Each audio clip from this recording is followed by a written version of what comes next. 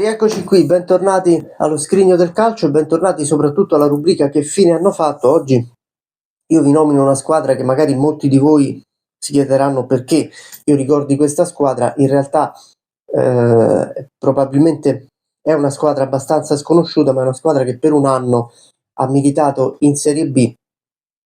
Per questo andiamo a ripercorrere un po' quell'annata e andiamo a capire che cosa abbia fatto prima e soprattutto dopo. Parliamo del Portogruaro, squadra dell'omonimo paese in provincia di Venezia, una squadra che ha legato il suo nome probabilmente a questa unica stagione, perché a parte qualche presenza in Serie C negli anni 50 e poi in Serie D negli anni 70 e 80, ha vagato e vagabondato spesso e volentieri nei dilettanti fino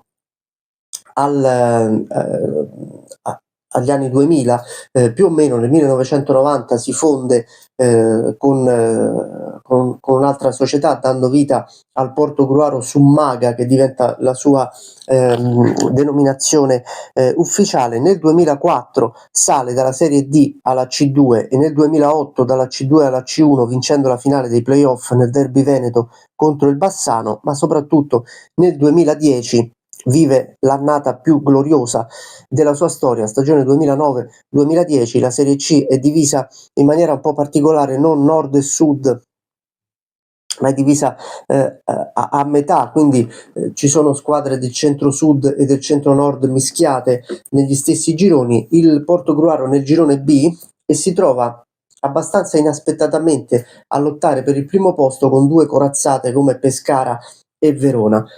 In molti credono, anche giustamente, che Pescara e Verona siano favorite per la promozione in Serie B. C'è però un particolare, che mentre per queste due squadre anche un singolo pareggio viene accolto da fischi e contestazioni da parte del pubblico, il Portogruaro gioca tranquillo, qualunque cosa e qualunque risultato faccia, ottenga, i tifosi lo applaudono, perché è già tanto essere in lotta per la Serie B, anzi in tanti firmerebbero anche solo per giocare ai playoff.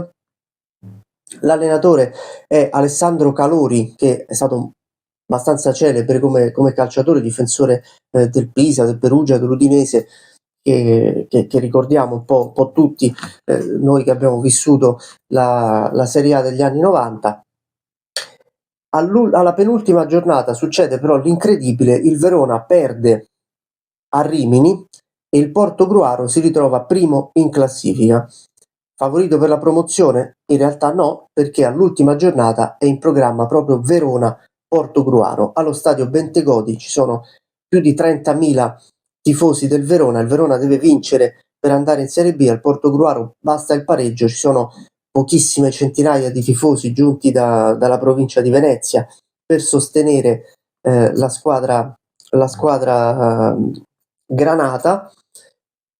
Il Verona fatica a trovare il gol, il risultato è sullo 0-0. A quel punto, alla fine, tutto il Verona si getta in avanti con un contropiede letale. Il Portogruaro segna al 90°, tra l'altro segna con Bocalon, che è un attaccante che poi in Serie C ha fatto tanti gol anche con il Venezia, e il Portogruaro è clamorosamente promosso in Serie B. L'estate del 2010 è una festa per il piccolo comune della provincia di Venezia, ma è anche un'estate molto tribolata, perché ci sono due problemi. Il primo è di natura burocratica, perché c'è tutta una questione legata all'organigramma societario che non va bene alla Lega di Serie B, che temporaneamente esclude il Portogruaro dalla Serie B, e poi c'è il problema stadio, perché il piccolissimo stadio Mecchia di Portogruaro non è omologato per le partite di Serie B, ma per fortuna tutto viene risolto nel giro di qualche settimana.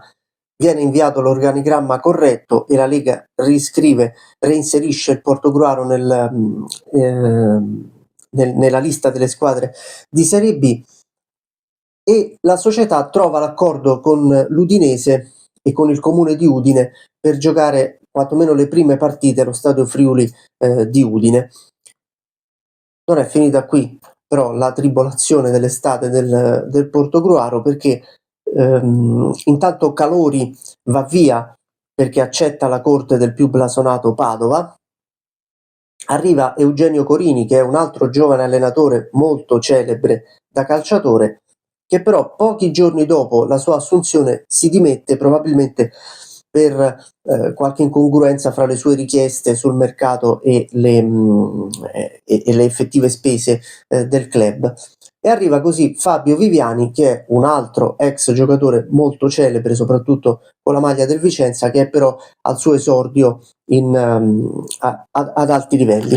Eppure il Portogruaro non parte male nel suo campionato di Serie B. Alla prima storica partita in Serie B batte 2-0 il Cittadella nel derby veneto, partita giocata a Udine, e il primo gol, l'1-0 è un autogol, il primo gol storico del Portogruaro in Serie B lo segna Giacobbo.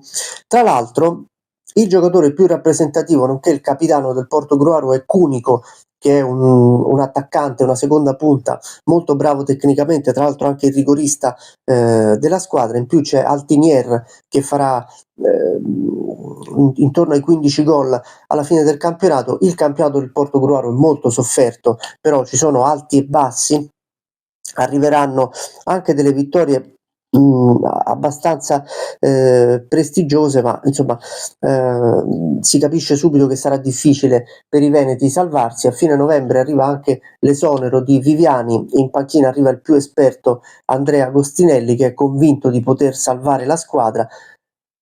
Però le difficoltà sono tante, il Portogruaro perde troppe partite anche a fronte di vittorie prestigiose, come ad esempio in casa dell'Empoli e in casa del Siena, il Siena di Antonio Conte, che verrà poi promosso in Serie A alla fine del campionato.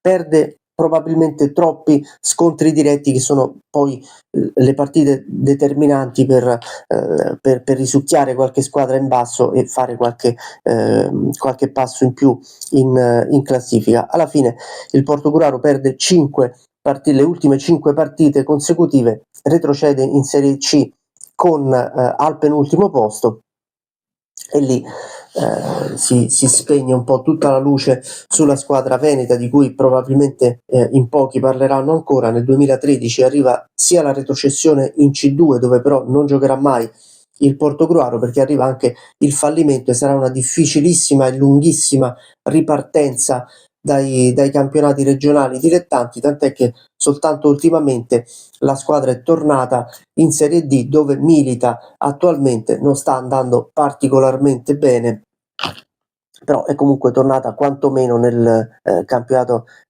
quello che una volta era il campionato nazionale dilettanti, ma che effettivamente è il primo passo per prima del professionismo.